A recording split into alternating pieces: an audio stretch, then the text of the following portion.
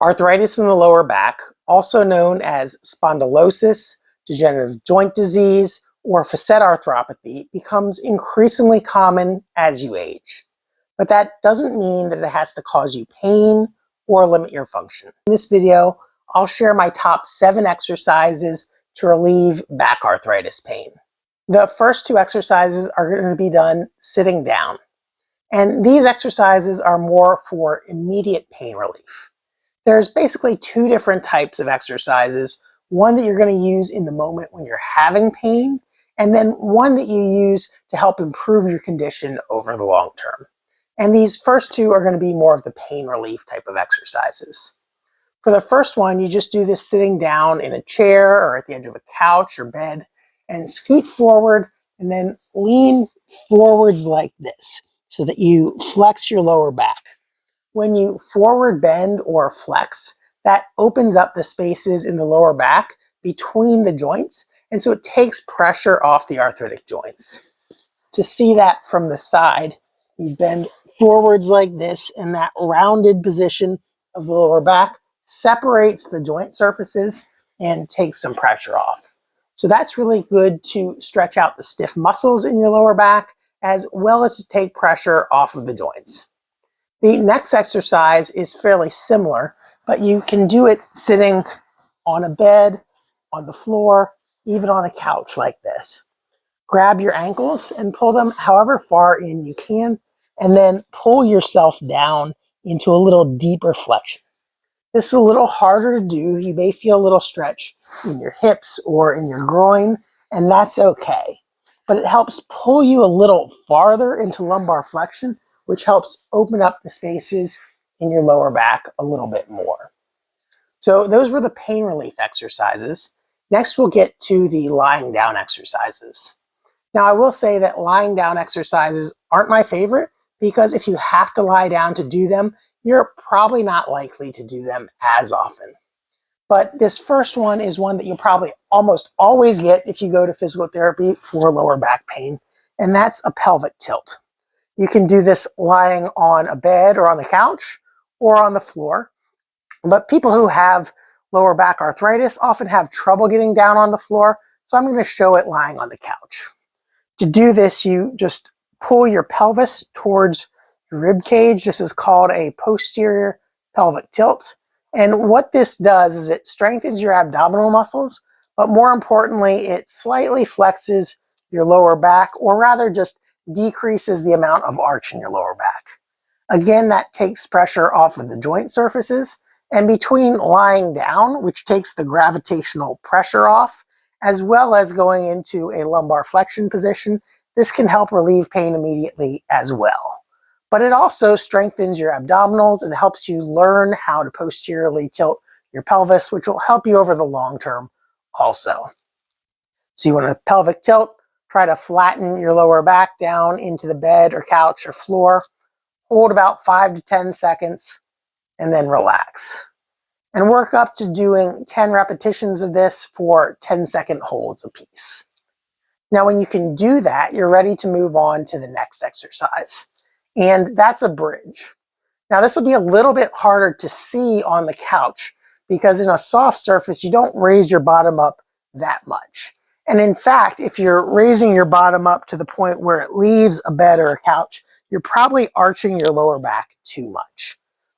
So do a slight pelvic tilt, flatten your lower back out into the bed or couch, and then squeeze your glute muscles, push through your heels, and just slightly unload your bottom. Now, I'm sure you probably can't see my bottom leaving because it's still in contact with the surface, but the cushion unloaded a little bit. And that's really all you want if you're doing this on a softer surface. I'll show this down on the floor as well, just so you can see it on a harder surface.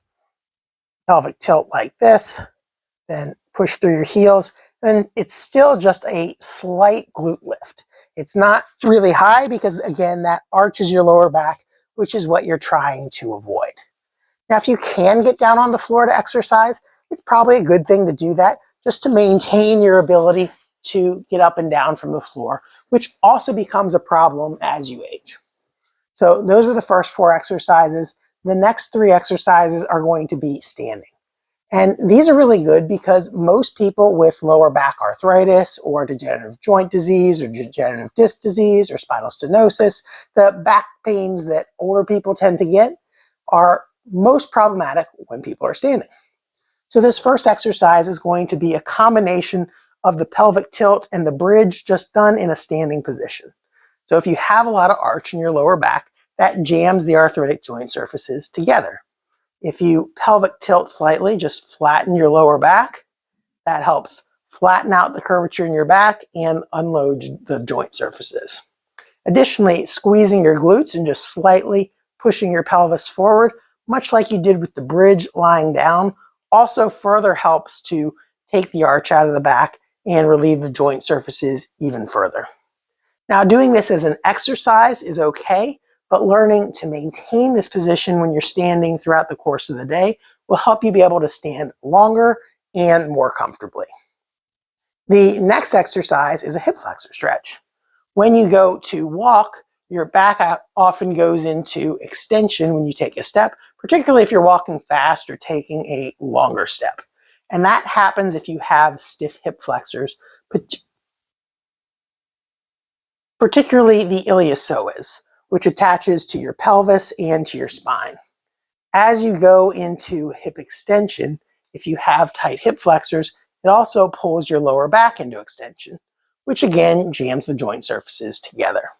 So to do a hip flexor stretch, you'll start out as if you're taking a step, then just do a little pelvic tilt, roll your pelvis underneath, flatten the lower back, and then slightly squeeze the glutes to push your pelvis forward. Now this also helps with the push off when you're walking. So roll the pelvis under, flat back, squeeze the glute, slightly push the pelvis forward. You don't want to go so far that you're arching the lower back, so only go as far as you can until you feel a slight stretch in the front of this thigh without losing the curvature of your back.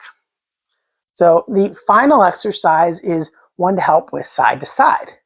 Everything we've done so far has been in a forward-backward plane. But if you tend to have lower back pain that's worse on one side or the other, chances are there's a side-to-side muscle imbalance as well. And for this one, we're going to work on a single leg stance. Every time you go to take a step, you're basically momentarily standing on one leg. And if you can't maintain your pelvis, the base of support of your lower back, in a neutral position, you've got an unstable foundation. And a building built on an unstable foundation cannot stand very well. So keep your pelvis level, squeeze your glute here, and make sure you're keeping the pelvis level.